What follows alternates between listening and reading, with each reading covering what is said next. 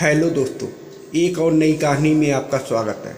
मेरा नाम राजेंद्र है और हम लोग गांव में रहते हैं। मेरे परिवार में मेरे मम्मी पापा और एक बहन है जिसकी शादी हो चुकी है। मैंने अपनी पढ़ाई एक अच्छे कॉलेज से की हुई है। पढ़ाई पूरी करने के बाद मैं एक अच्छी सी नौकरी ढूंढ रहा था। नौकरी के लिए मैंने बहुत ट्राई किया पर कहीं भी कोई अच्छी जॉब नहीं मिल रही थी। जॉब ना मिलने के कारण मेरे घर वाले भी मुझे ताने मारते रहते थे।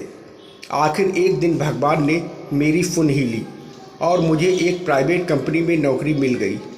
अब मेरी सारी प्रॉब्लम दूर हो गई और मैं खुश रहने लगा। मेरे परिवार वाले भी मुझ पर खुश रहने लगे। दोस्तों, एक दिन मेरी खुशी का कोई ठिकाना नहीं था जिस दिन मैंने अपने दोस्त की बहन के साथ पहली बार मस्त वाला क्रिकेट का खेल खेला था।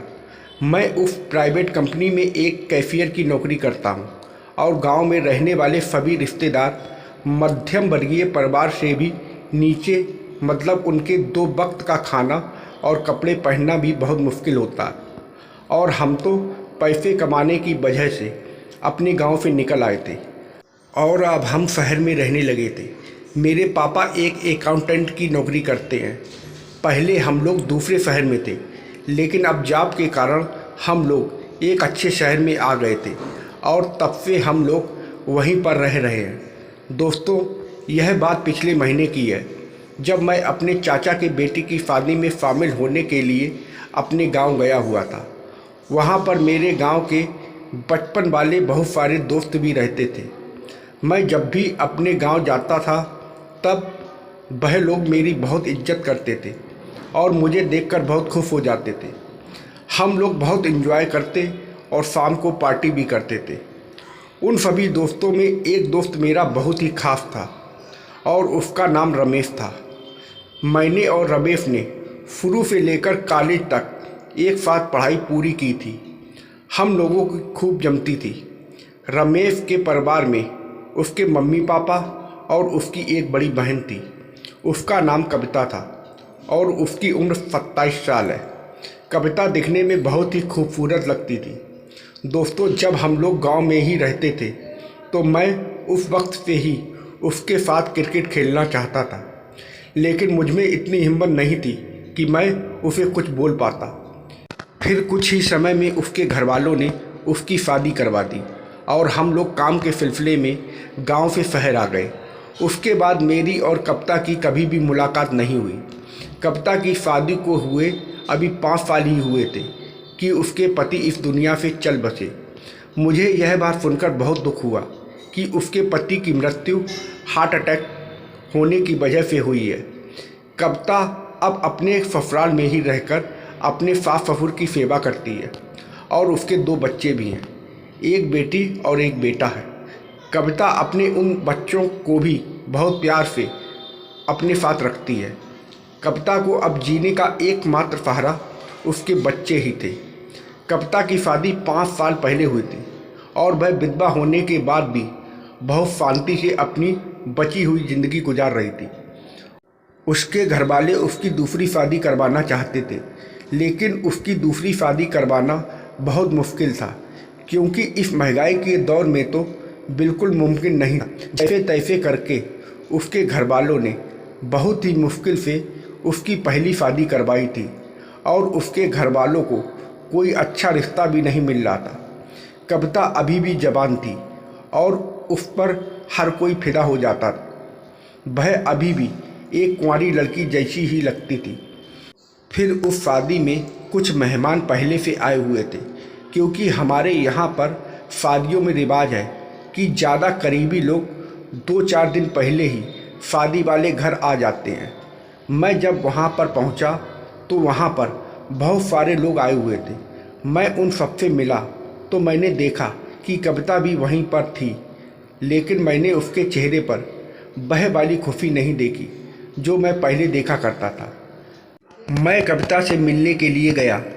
वह मुझसे हाथ मिलाकर मिली और फिर वह मेरी तरफ मुस्कुराकर कहने लगी, क्यों शहरी, बता तू कैसा है? क्यों, तुम्हें हमारी याद नहीं आती क्या? तू तो हमसे मिलने भी नहीं आता। कितने दिनों बाद गांव आ रहा है तू। तो मैंने कहा कि मैं तो बिल्कुल ठीक हूँ, तुम अपनी सुनाओ, तुम कैसी हो? और रमेश कैसा है? मैं शाम को फ्रेश होकर उससे मिलने जाऊंगा। दोस्तों, हमारे गांव में लड़के लड़कियां एक दूसरे से ज़्यादा खुलकर बातचीत नहीं करते हैं, लेकिन मेरी कविता से बहुत अच्छी तरह खुलकर बातचीत होती रहती थी, क्योंकि मेरी उसके भाई से बहुत अच्छी दोस्ती थी और उसी वजह से वह हर वक्त मुस्कुराकर मुझे देखती रहती थी और मैं उसको कभी समझता नहीं था कि वह मुझसे क्या चाहती है। कविता के मन में कुछ और ही चल रहा था। शायद वह क्रिकेट खेलना चाहती थी। फिर रात हुई और सब लोगों ने खाना खाया। सर्दियों का मौसम था और आग का चूल्हा भी बाहर लगाया हुआ था। कुछ ही समय में कविता चाय लेकर आ गई और सबको चाय दिया। सबसे लास्ट में कविता मुझे चाय देने लगी और कहने लगी, यह चाय आपके लिए कुछ खास है। मैंने कहा, ऐसा भी क्या खास है इस चाय में? उसने कहा, बाद में बताऊंगी। चाय के साथ साथ सब लोग गप्पे लगा रहे थे और सभी लोग मुझसे शहर के बारे में पूछ रहे थे कि मेरी वहाँ कैसी गुजर रही है और तुम्हारा कामकाज कैसा चल रहा है, और बहुत कुछ पूछा। फिर ऐसे ही बातें चलती रहीं। कुछ ही समय में सब लोग एक एक करके अपने रूम में सोने के लिए चले गए और कविता भी उठकर मुझे स्माइल कर कर चली गई, लेकिन मुझे बिल्कुल भी समझ नहीं आया। रात के 11 बज गए थे और फिर मुझे जो रूम मिला था मैं उसी में सोने चला गया और मैं अपने रूम में मोबाइल पर गाने सुन रहा था और मुझे यह सब करते हुए करीब आधा घंटा हो गया था। मैंने अपने लिए पूरा बिस्तर लिया था और मेरे पास एक सिंगल बेड जितनी जगह ही थी। गाने सुनते सुनते 1 घंटा गुजर गया और 12 बज गया, लेकिन मुझे अब भी नींद नहीं आ रही थी। दोस्तों, अब मैं बस करीब सोने ही लगा था कि मुझे दरवाजे के खुलने की आवाज़ आई और उस समय मैंने अपने रूम की लाइट बंद की हुई थी और मैंने देखा कि दरवाजे पर कोई था, लेकिन अंधेरे की वजह से मुझे पता ही नहीं चल रहा था कि दरवाजे पर कौन था।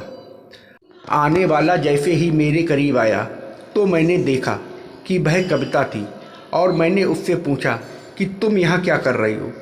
तब उसने मुझे कहा कि मुझे नींद नहीं आ रही थी और मैं तुम्हारे पास आ गई हूँ। कविता मेरे कंबल के अंदर आ गई और फिर मैंने उससे कहा कि यह तुम क्या कर रही हो? पागल हो गई हो क्या? यहाँ कहाँ आ गई हो? कोई उठ जाएगा तो हम दोनों के लिए मुसीबत खड़ी हो सकती है। मेरे परिवार वालों पर इस बात का गलत असर पड़ेगा और वह मेरे बारे में क्या सोचेंगे। प्लीज़ कविता, तुम यहाँ से चली जाओ। लेकिन उसने मेरी एक बात भी नहीं मानी और मेरे और करीब आ गई और उसने मुझसे कहा कि कोई भी नहीं उठने वाला, तुम इस बात की बिल्कुल भी चिंता मत करो।